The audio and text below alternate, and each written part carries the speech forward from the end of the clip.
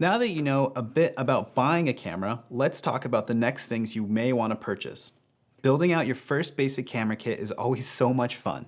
Let's talk about what order you should think about buying things so that you can grow at a steady pace.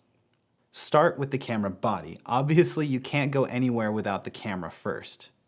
Often, when you buy a camera, the store or online store will throw in a kit lens, memory cards, bags, cleaning tools. If you can take advantage of this stuff, it'll always come in handy later. If your camera comes with a kit lens, often something like an 18 to 50 or mid-range zoom that has an aperture that opens up to probably an f4, this kit will be fine to get started with. Then you just need to make sure you have enough memory, an appropriate size SD card for the camera for the amount that you will be shooting. Next is batteries.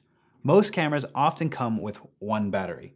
You'll want at least one extra, sometimes two extra if you're traveling or starting to use your camera on jobs. This way, you keep one battery in the camera and one charging, or when you go out into the field, you'll have some backups for when your battery dies. If you didn't get a bag with your first purchase, it may be time to start thinking about that. Bags can be underrated, but it's a great way to keep all your stuff together once you start collecting all your accessories. We'll talk more about that in lessons ahead.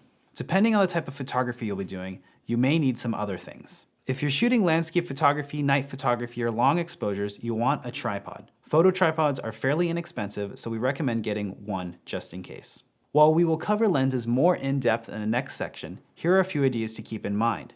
If you're shooting portraits and photos of people, it might be time to look into getting a better lens than the kit lens.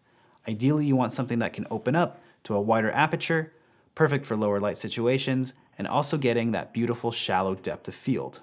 Most brands have a standard zoom lens around 24 to 70 that opens up to around a f2.8. That would be great.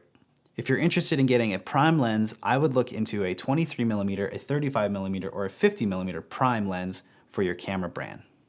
The Nifty 50 lens is one of the most recommended lenses as there are inexpensive options for most camera brands, and these can open up to an aperture of even a 1.4.